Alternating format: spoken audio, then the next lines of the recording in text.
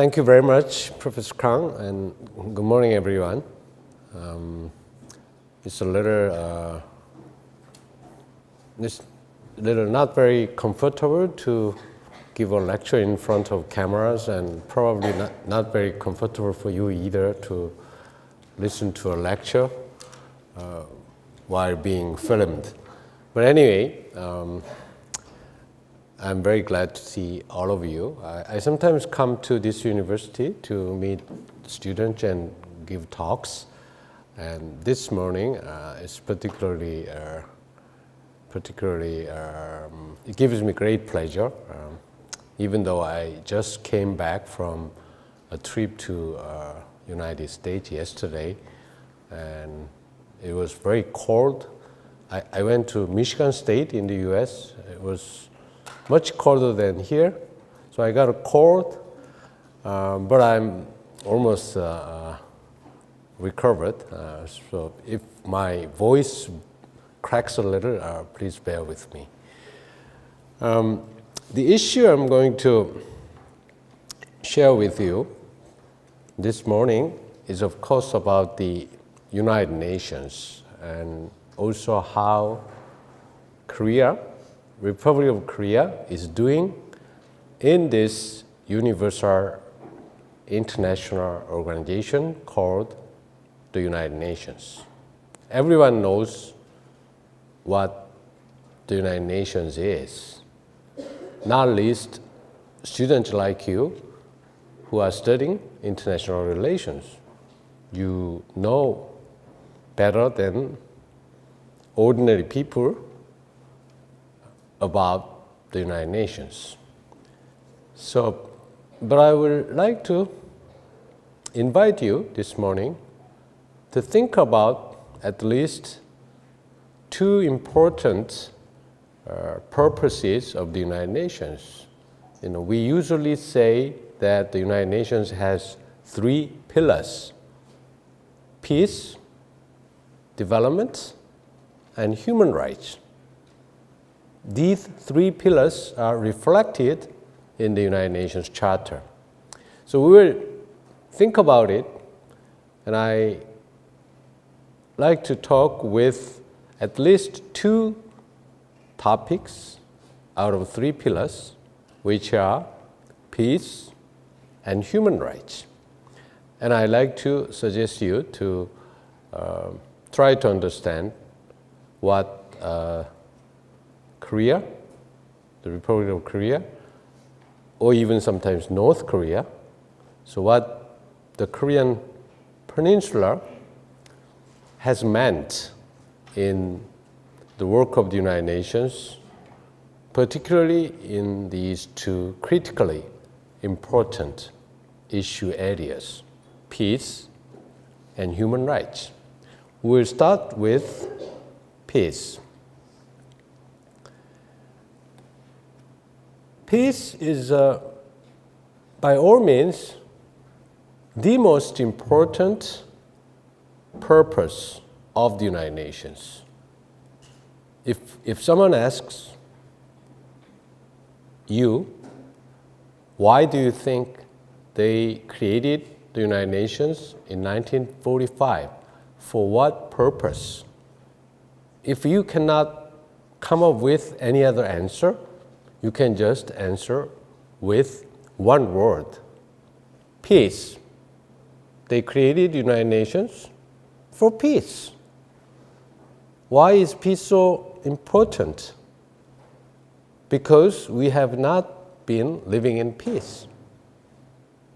We have not been living in peace, but actually we just fought the two most destructive wars in history in the first half of the 20th century. In 1945, they just ended the Second World War, which was way more destructive than the First World War. So, in 1945, if you asked people in the world, why is peace so important for mankind? That's going to be a very stupid question. You just came out of a war that ended 85 million people in the world. If you consider the total world population that time, death of 85 million people is enormous, and the war just ended.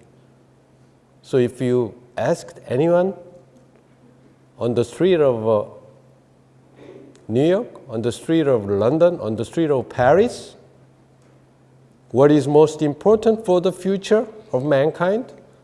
I think nobody will hesitate in answering that, of course, is peace. Peace.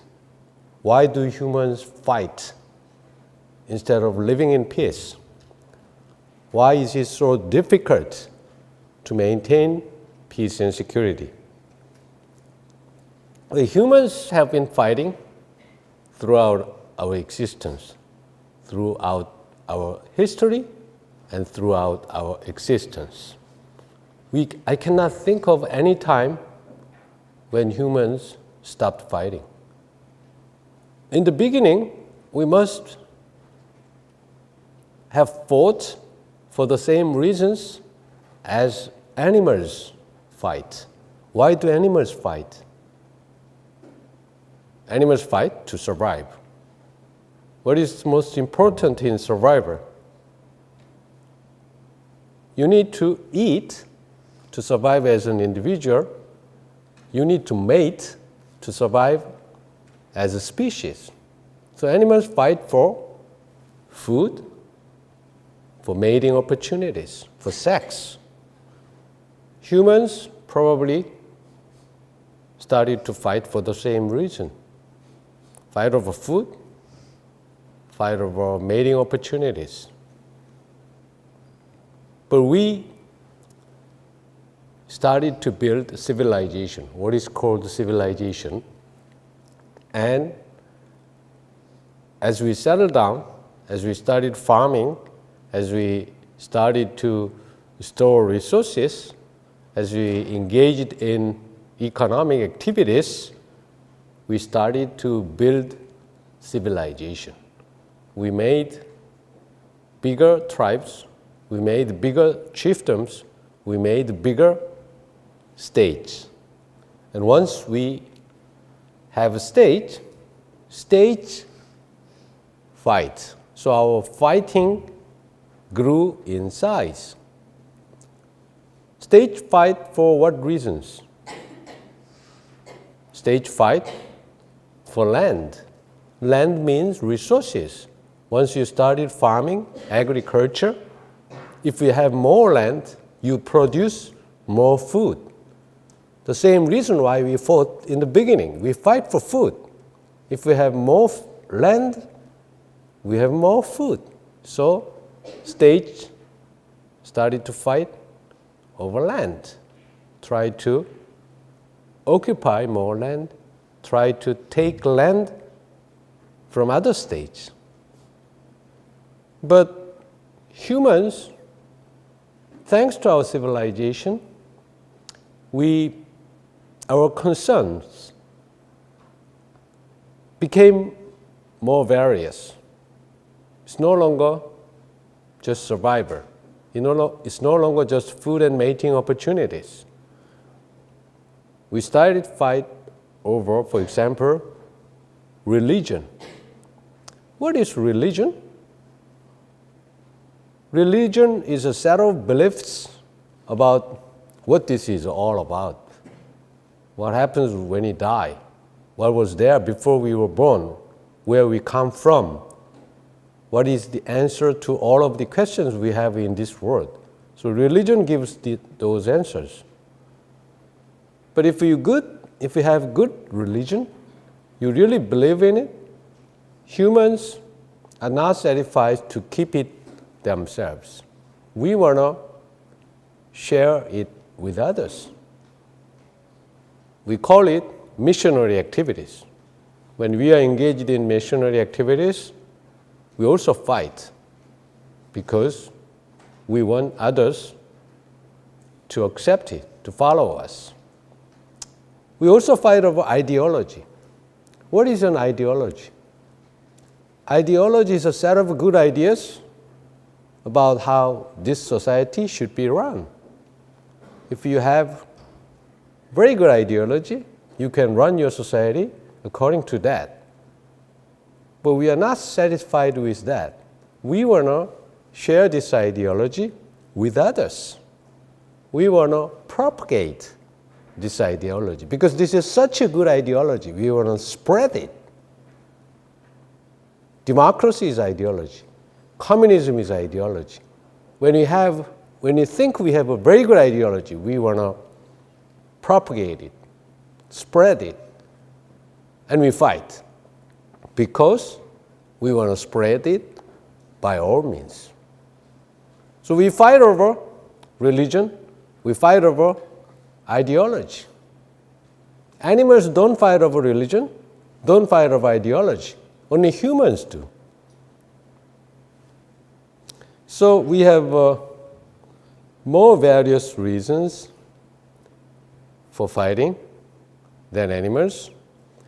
And in recent centuries, the concept of human rights came up and it helped spread democracy. So while democracy was expanding all over the world, there were more struggles and sometimes there were more fights. When democracy expands in some countries, there are resistance because there are dictatorships who don't want to see spread of democracy. There are differences on what democracy exactly means. There are differences on how democracy should be exercised in a certain country. So, spread of democracy helped a lot of people in the world gain more freedom and gain more human dignity, but such a process did not come free of charge. There was cost that had to be paid, like sometimes it's civil wars, sometimes it's armed conflicts. So sometimes promotion of human rights and spread of democracy have also become a cause of fighting. When you are fighting, you better win because the cost you have to pay for losing a fight is enormous. It's not just that you die, but your entire family might die or be captured as slaves. So, from throughout history, since when we started to fight, we realized that when we are fighting, we better win. How do you win a fight? You fight well, right? But how do you fight well? If you are very powerful and strong, then you have advantage. But if you are not so powerful and so strong, how do you win a fight? You need a weapon. Don't forget, we are humans, we are bright. We are not animals. We invented weapons. Well, animals also have weapons by nature. Some animals have very sharp and powerful teeth, so they can bite. Some animals have poison. They can poison other animals. Some animals can run very fast, so they can overpower others. Humans don't have that. But humans have something even better, our brain. So we can think. So we invented weapons. We started to make sword by sharpening rocks or by sharpening metals.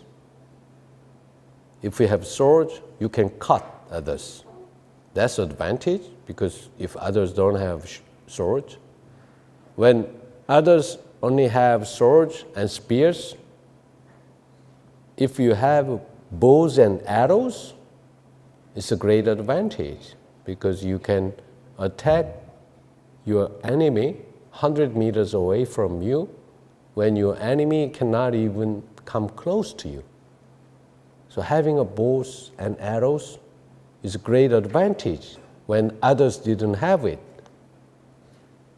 When others only have swords and spears, bows and arrows, if you have a gun, a firearm, it's a great advantage, because you can even attack your enemy from greater distance than bows and arrows. So having a gun, firearm, rifle was an advantage. When others only have automatic rifles, which you can shoot one shot by one shot, someone invented automatic rifle, what you call machine gun. It's a great advantage, isn't it?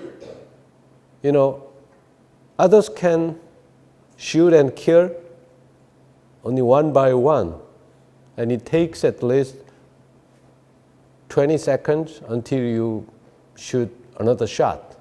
If you have an automatic rifle, you can shoot very fast, indiscriminately at your target. Actually, the American Civil War, which was only a civil war, was a very destructive war that caused great casualties, because in that war, automatic rifle was first used widely. At some point, there were debates about we should prohibit the use of these indiscriminate weapons, but there were always new weapons developed which would overpower the existing weapons. So discussion on whether or not we should prohibit the use of certain indiscriminate weapons was not very successful because of the development of more effective, more powerful weapons. So rifles were replaced by guns, and they invented jet fighters so that you can attack your enemy from the sky, which is even better, because no matter how far your enemy is, you can always attack them from the sky. They also invented missiles, which is even better, because even if you don't see your enemies, it doesn't matter. Your enemy is just 10,000 kilometers away from you, but you can still kill them. So they invented these more and more powerful and destructive weapons until they got hold of what is called a nuclear weapon.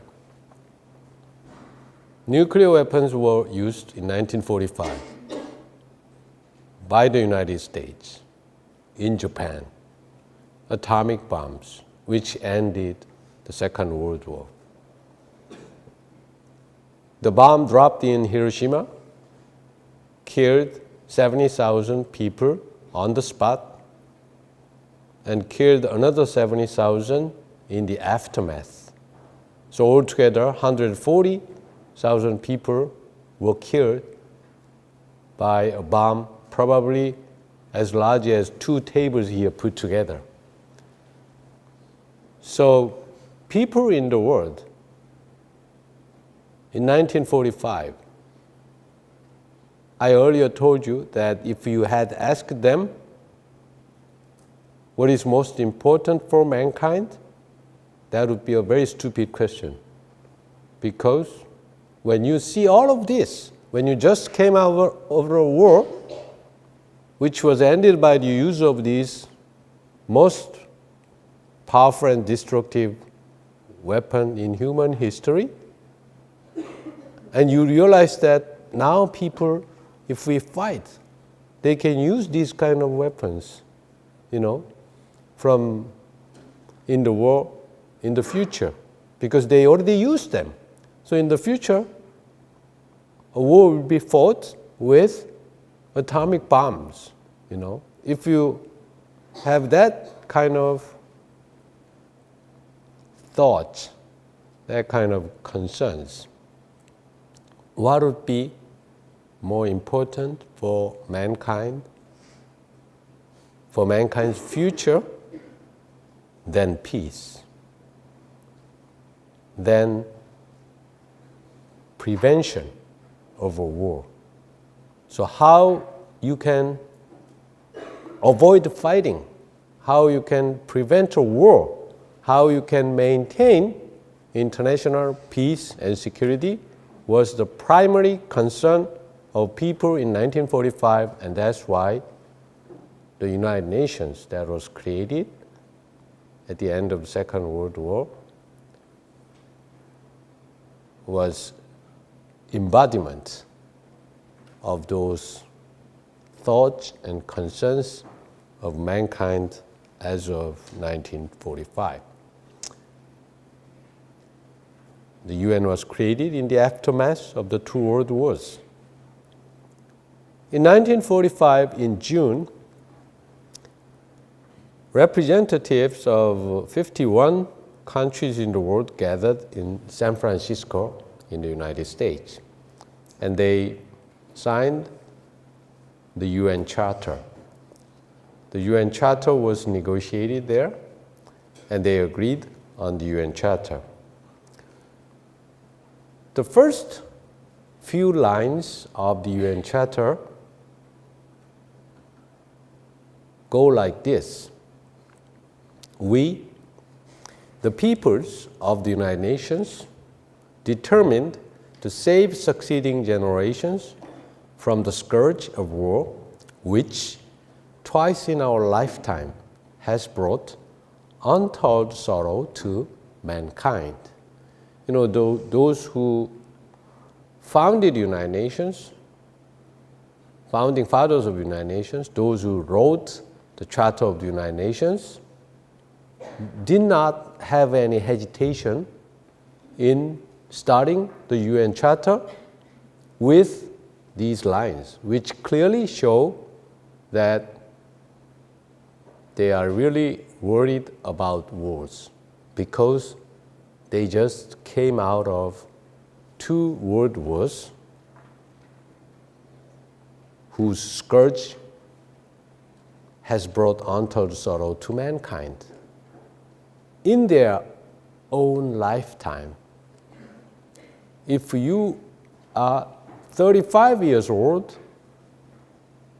in 1945, then the First World War probably ended when you were about 10 years old. So 35-year-old young man in 1945 is one of extremely unlucky people in human history, because he or she experienced the two most destructive wars in human history during his short life. He or she only lived 35 years, but already the First World War ended when he was 10 years old. Second World War ended when he was 35 years old. So that's why the Charter of the United Nations started with these lines. The United Nations is based on three pillars. I think the founding fathers of the United Nations were very wise and visionary, because even though they were creating the UN to maintain peace and to prevent another war, they also realized that in order to maintain peace and security, one pillar of peace is not enough. You need the other two pillars as well, which are development and human rights. Why do you need the other two pillars for peace? They learned it from the lessons of the two wars. For example, after the First World War, Germany was in a very dire economic situation. German economy was in very bad shape, and even though Germans worked hard, it was not getting better. Germany had to pay a lot of money to allied countries like France or UK as war compensation, war reparation. Reparation is compensation. And because of that, German economy had no future, was not getting any better. And that gave a very good ground for the rise of authoritarianism, the rise of totalitarianism, like Nazi Germany. When people are in dire situation, when people are starving, no matter how hard you work, you starve. Not only you starve, your family starve. You have to watch your children hungry and sick, and you don't have anything to do about it. What do you feel? You feel that this world is totally wrong. You need to change this world, no matter what. You don't feel like, oh, we lost a war and that was our wrongdoing, so we deserve this. Nobody thinks like that. You know, when you are hungry, your children are hungry, your children are crying, the only thing you think about is you want to get out of this. To get out of this, you want to change society, no matter what. That kind of desperate situation gives good ground for the breeding of totalitarianism, breeding of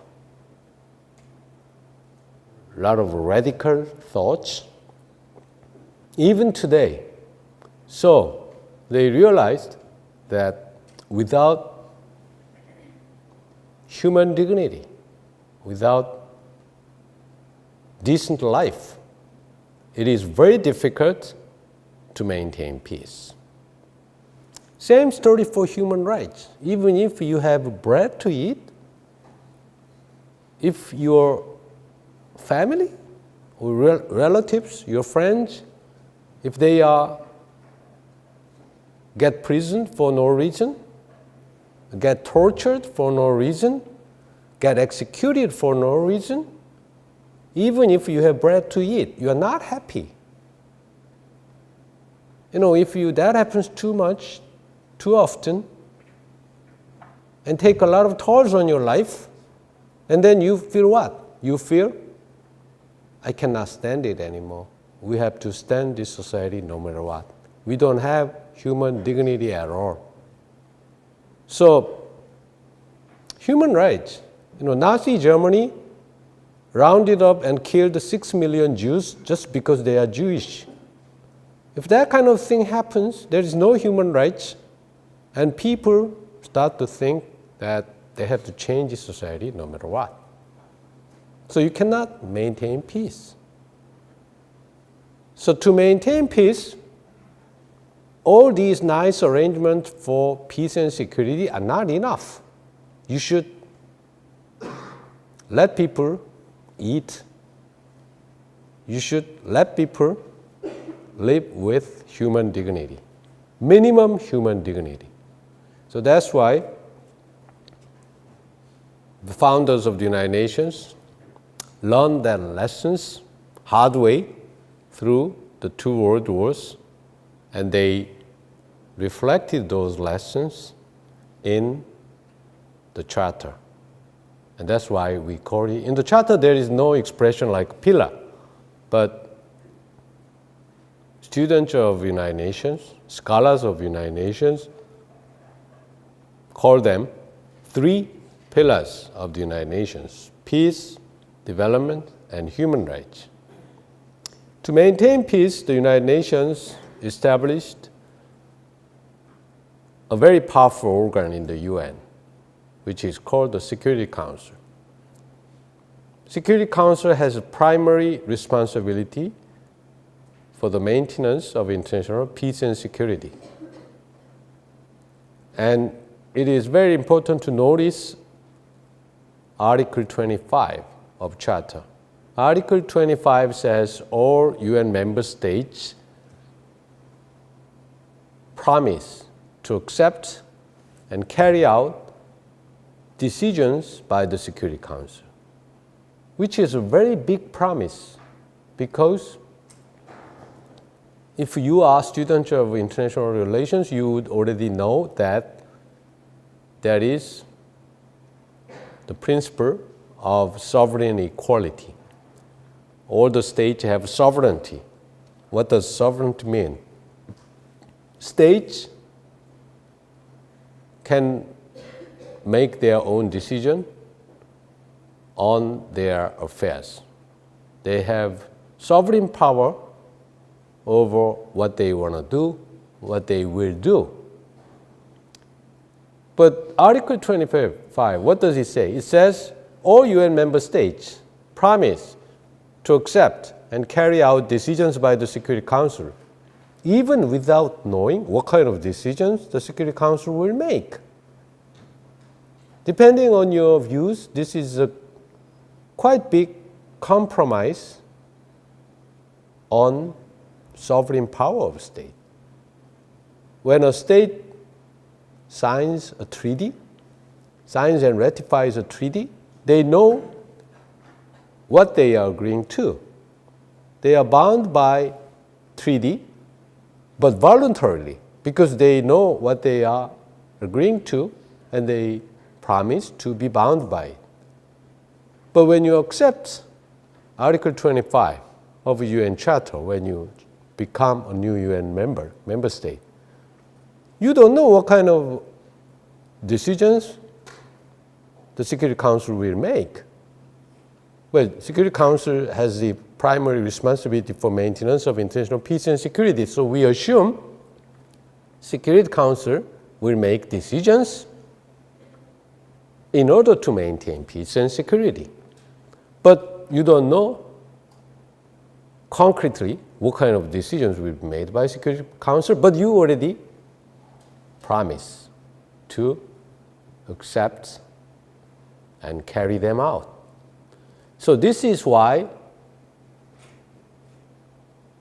the UN Security Council has a very special power. It's the most powerful organ in the United Nations. The only United Nations organ that can make decisions binding member states. And as you know, in this Security Council, there are 5 permanent members which have privileges. Privileges like sitting on the Security Council for good without getting elected. Privileges like veto power. Veto power means any of 5 permanent members can reject any decision to be made by the Security Council. So in a way, in 1945, when they made Security Council practically capable of using force to maintain peace and security, they also gave privileges, prerogatives to the victors of the Second World War. South Korea, Republic of Korea, have been sitting on the Security Council twice. We joined the United Nations only in 1991, which is quite late if you consider the UN was created in 1945. So we joined the United Nations 27 years ago, and during that period we were sitting on the Security Council twice. First, for the term 1996 and 7, and second for the term 2013 and 14. In the United Nations membership, which has 193 member states, there are at least over 40 countries that have never been a member of the Security Council in the history of the United Nations. Why not? Because to become a non-permanent member of the Security Council is very difficult. You need to get elected through 2/3 majority supporting your election. So there is always competition, and you need to win the competition. So that's why almost a quarter of all UN member states have never sit on the Security Council.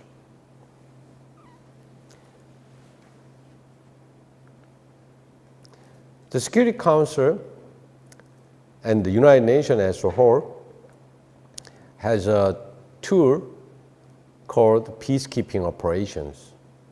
Actually, peacekeeping operations, PKOs, were not one of the measures provided by the UN Charter. The UN Charter envisaged a United Nations force, armed force. But United Nations has never had a standing army. Why not? Because member states have never contributed their troops under a permanent UN army. So there is no permanent UN army. They only mobilize UN forces only for the purpose of peacekeeping. Then what about peace enforcement? When they have to enforce peace, they need army to fight, not just for peacekeeping. Well, when there are such needs, because there is no standing army in the UN,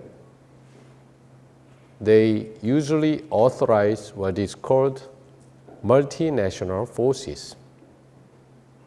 Multinational forces can be composed of troops contributed by willing member states voluntarily. So, there have been more than 10 cases of multinational forces. And some scholars believe that the UN command that was sent to the Korean War in 1950, and that still exists in the Korean Peninsula, that was probably the only case of collective security action made by United Nations in accordance with the Charter. And after that, because all the enforcement of forces by the United Nations were conducted in the form of multinational forces, not as a UN army, even though the United Nations Security Council is playing the role of enforcing peace, is not exactly in the form of security, collective security as designed by the UN Charter.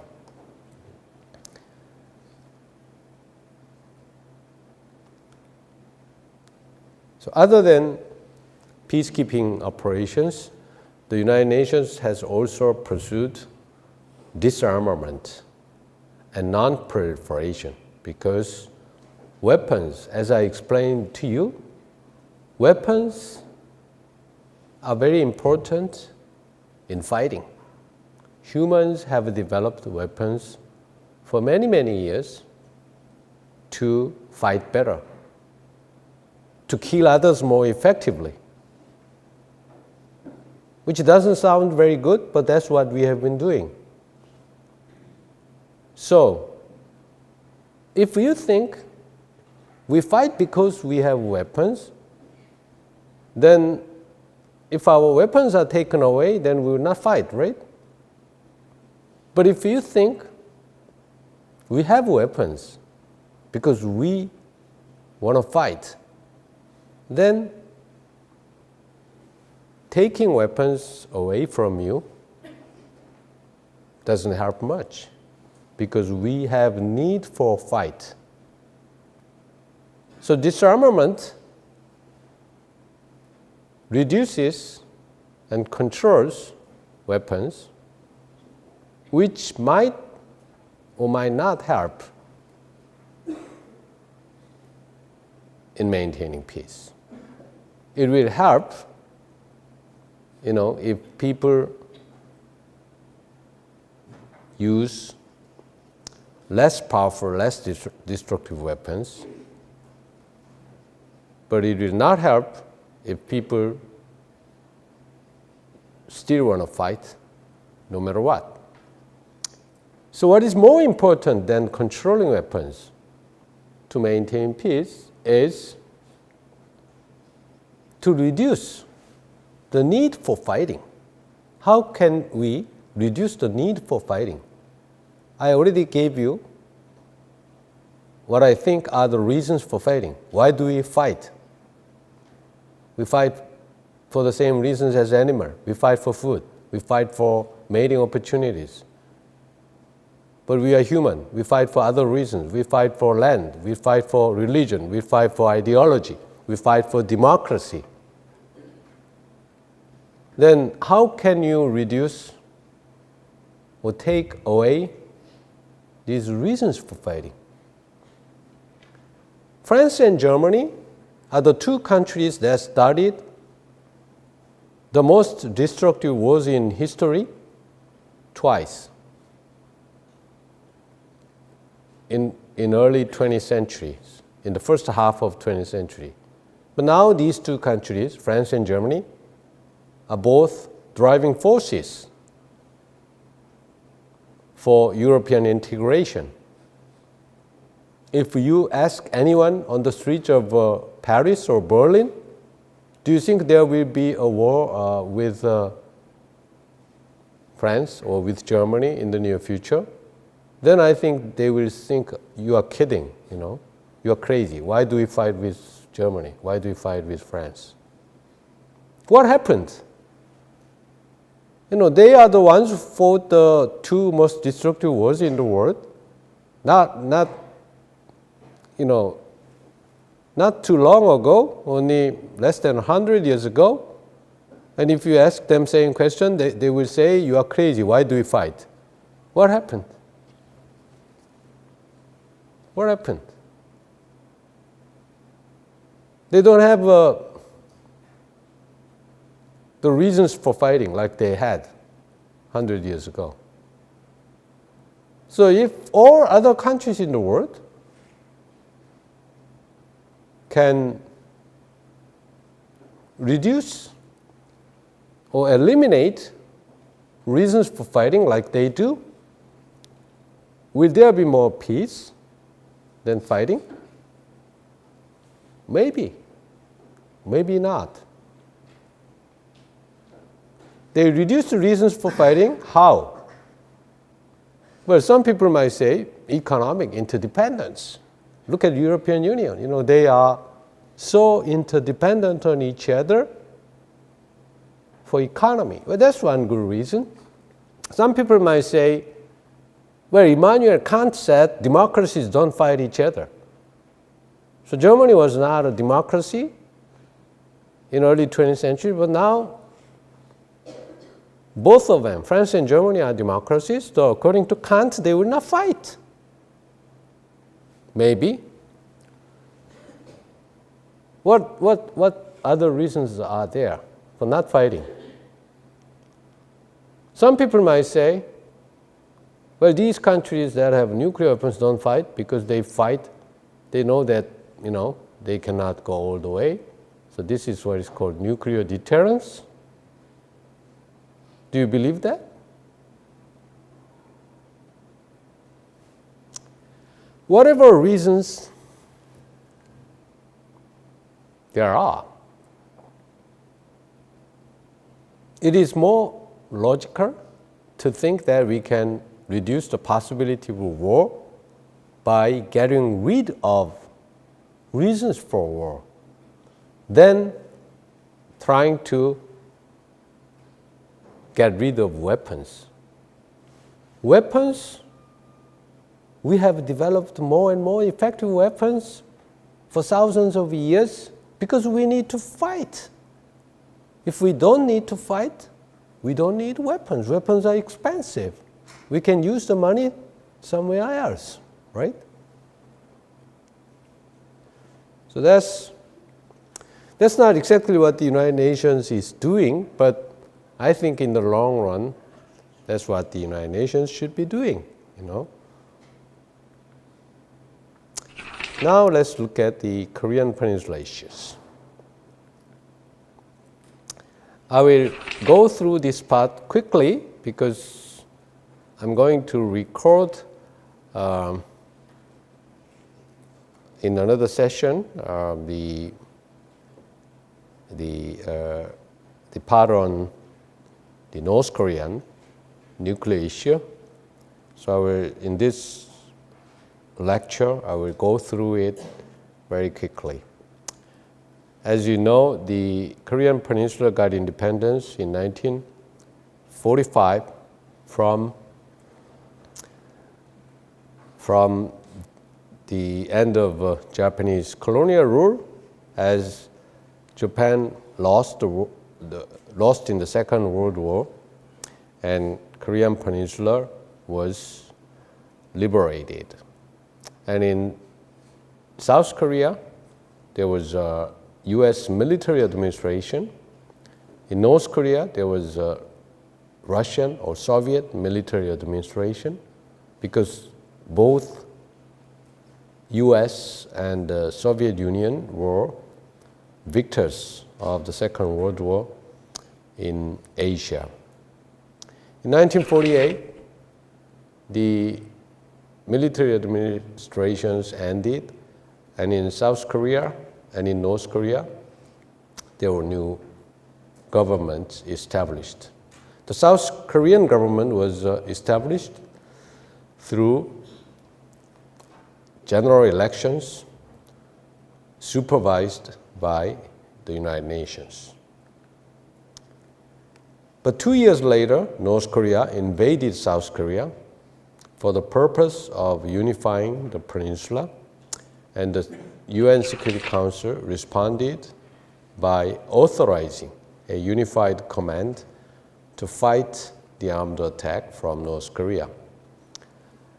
And as I explained to you earlier, many analysts, many observers believe that this might be the only case of collective military action by the United Nations in accordance with the UN Charter. There were more use of force later in the form of multinational forces, but that is not exactly in line with the provisions of the United Nations Charter. The Korean question was on the agenda of the UN General Assembly after the end of the Korean War and until 1975. What happened in 1975 was that friends of South Korea and friends of North Korea, UN member states, they submitted resolutions, draft resolutions, with conflicting contents. Two resolutions were conflicting in their contents, but somehow the UN General Assembly passed both of them. Both of them because they voted on them one by one, and some countries voted for both, which is not exactly a good way of voting, because how can you be voting for two resolutions with conflict contents? But because the lobbying was so fierce that time, so some countries thought, okay, we will just vote for both, And the United Nations General Assembly realized when they adopt two resolutions that have conflicting contents, then their integrity will be challenged. So they couldn't allow that happen again. So what did they do?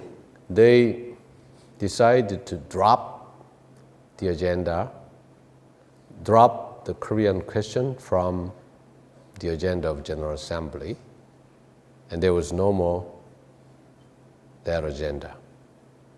And from 1976 until 1991, 1991 was the year when the two Koreas became members of the United Nations. So during those 15 years, the two Koreas kind of conducted a diplomatic battle to gain recognition of their state from other countries. Because neither of them were yet a member of the United Nations. If you are a member of the United Nations, you can assume that you are recognized as a state by all the countries in the world. But when you are not a member of the United Nations, you want to get recognition from other countries as a state recognition. So when it comes to the membership of the United Nations, South Korea thought we should become a member of the UN. All the countries in the world are members of the UN. And we will not oppose North Korea becoming a member of the UN. But North Korea was saying that we better wait until unification. We better become a UN member state as one nation after unification. That was what North Korea insisted on. But unification never came. But the end of the Cold War came first. End of the Cold War came in 1990, and the permanent members in the Security Council, China and Russia, that were blocking South Korea's admission to the United Nations, changed their mind. The Cold War ended, so Russia and China also established diplomatic ties with South Korea, meaning recognized South Korea as state, and then there was no reason to block South Korea's UN membership. And when they changed their mind, North Korea also changed its mind, and North Korea wanted to become a UN member as well. So in 1991, as you see in this photo, on a day in September, which was very hot. In New York City, it can be very hot and sultry even in September, what they call Indian summer. So it was, I was there, I still remember, it was very hot and sultry. But I'm not in the photo because I was standing behind the camera. Why was I standing behind the camera? Because I was only a 37-year-old young diplomat. Look at these guys. They are all high-ranking South Korean government officials, including foreign minister, UN ambassador, US ambassador, member of Congress. So these people were standing there in front of the camera as the flags of South Korea and North Korea were going up.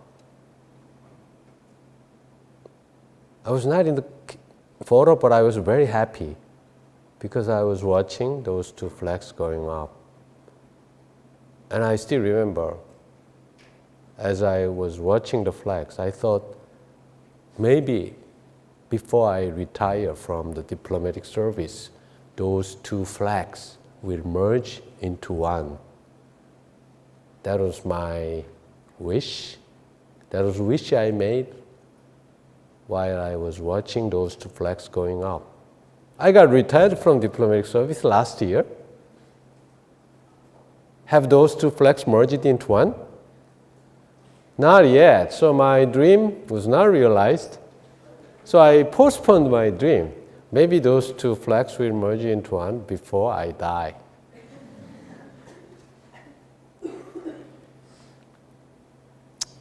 After that, in the United Nations, because both Koreas became UN members, the Korean Peninsula issues are no longer discussed except as North Korean issues. What is North Korean issue? There are 3 North Korean issues in the UN, on the agenda of the UN, which are important. Those 3 North Korean issues are nuclear issue, human rights issue, and humanitarian assistance to North Korea.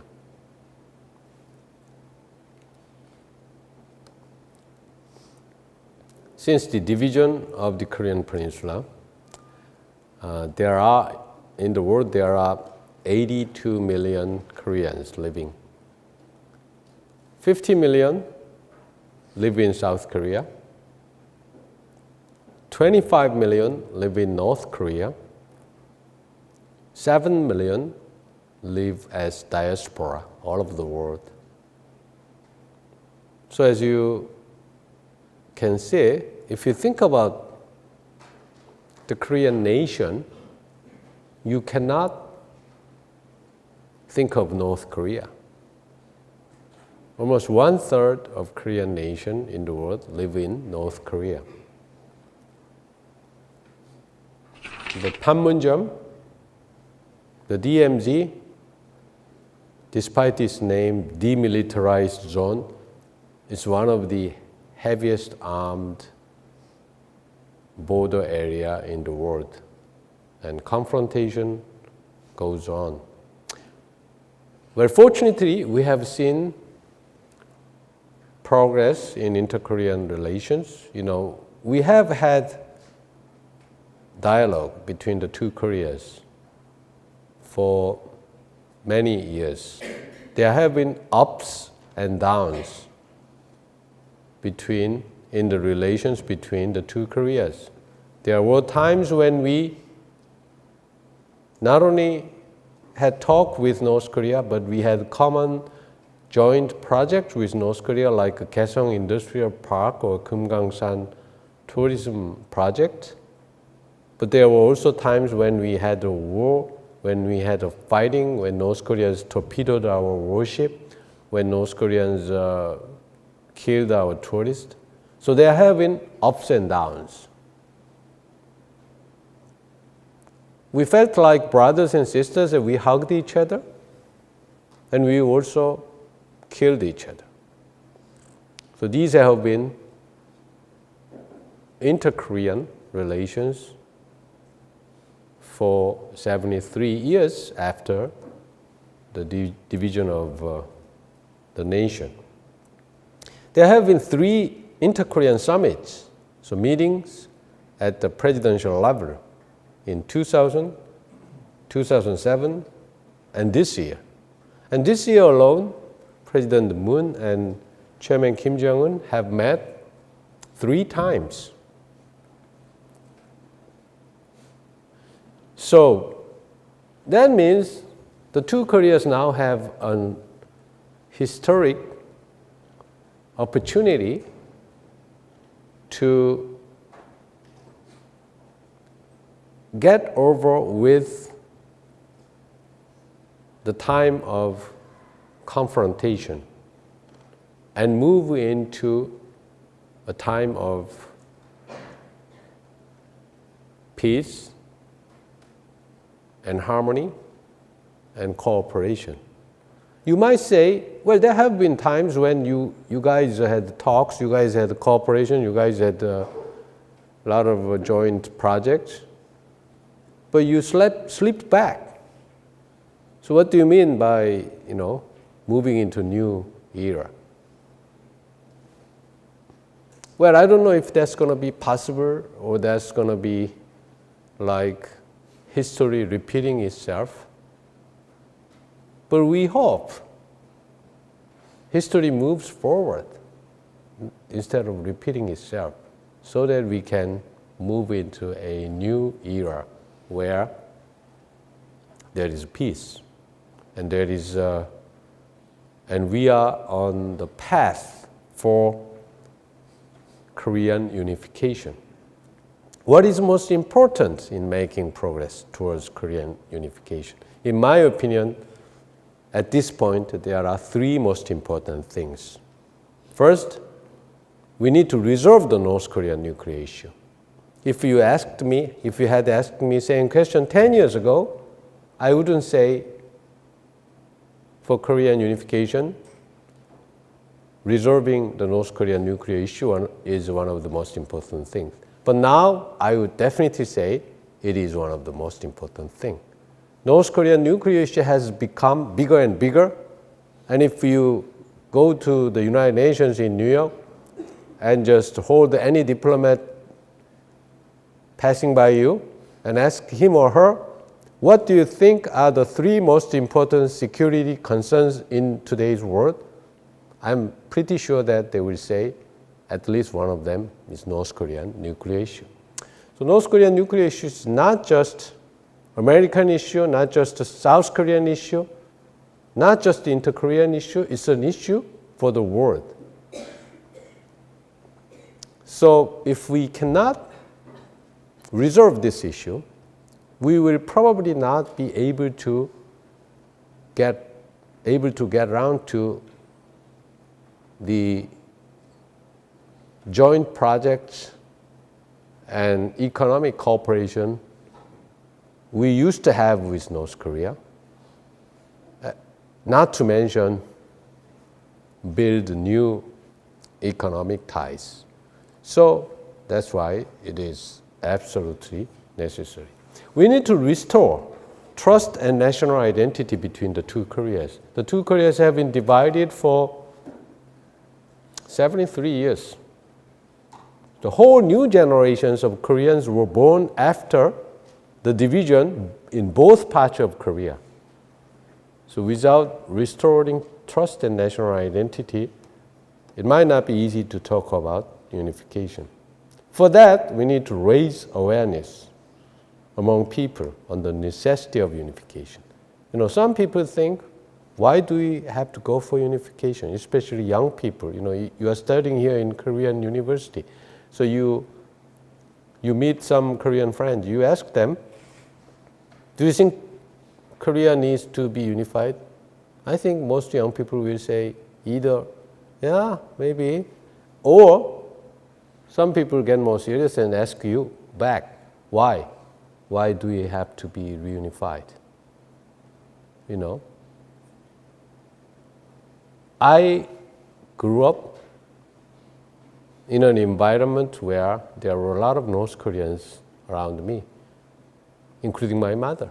My mother was born in North Korea, and my mother was a teacher, so my grandmother, reared me when I was young, and she came from Hamgyong province of North Korea and spoke with very heavy North Korean accent. My father-in-law, who passed away, came down to South Korea only during the Korean War. So he lived in North Korea 5 years after the division. but he passed away without meeting his family. So, for me, nobody needs to tell me that North Koreans are originally your sisters and brothers. You don't have to add originally. North Koreans are my mother, my grandmother, my father-in-law. So nobody needs to teach me.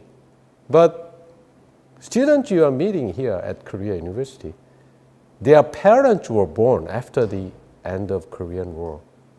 So they never met North Koreans. Probably just a few North Korean defectors. They only saw North Koreans on TV, not in a very positive way. So they need to, their awareness level needs to be raised on the need for Korean unification. As you know, on the North Korean nuclear issue side, there have been new developments. In June, President Trump met Chairman Kim Jong-un. President Moon met Kim Jong-un 3 times. Secretary Pompeo went to North Korea again a couple of weeks ago. And probably there will be another summit between President Trump and Kim Jong-un. So we hope that we'll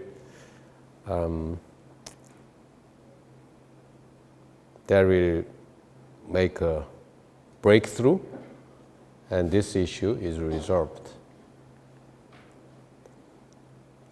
And as I said, we have ongoing efforts to restore trust and national identity between the two Koreas, like exchanges, sports exchanges, like exchange of people, entertainers, musicians, artists. We can do that even though North Korea is under international sanctions. But we cannot go for economic cooperation with North Korea as long as the sanctions remain. Then how do you get rid of the sanctions? North Koreans should give up their nukes. As simple as that. What if they don't give up their nukes? Then there will be sanctions. So,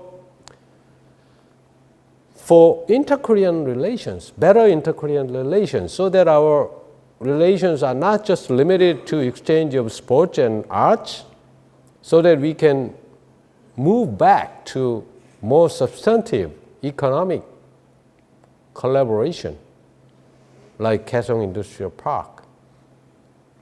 We need to overcome the sanctions. We need to convince North Koreans that giving up nuclear weapons will give them better life. Giving up nuclear weapons will give more security to the North Korean regime than sticking to nuclear weapons. You cannot maintain power too long without giving better life for your own people. People want to have better life. People want to have human dignity.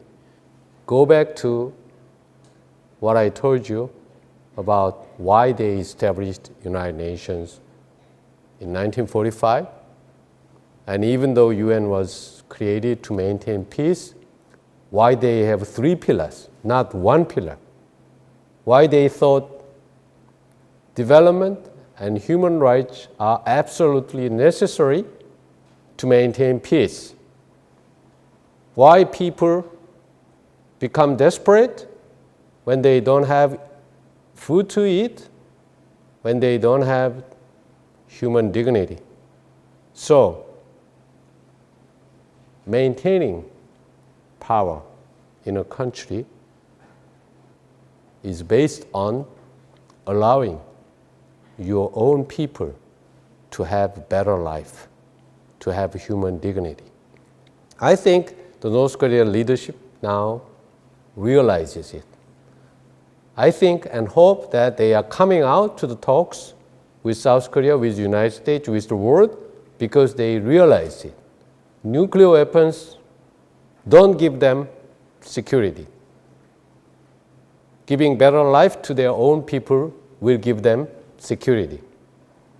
So that's something we need to have firm faith in at this critical stage between the two Koreas. Finally, what can the United Nations do for the peace in Korean Peninsula?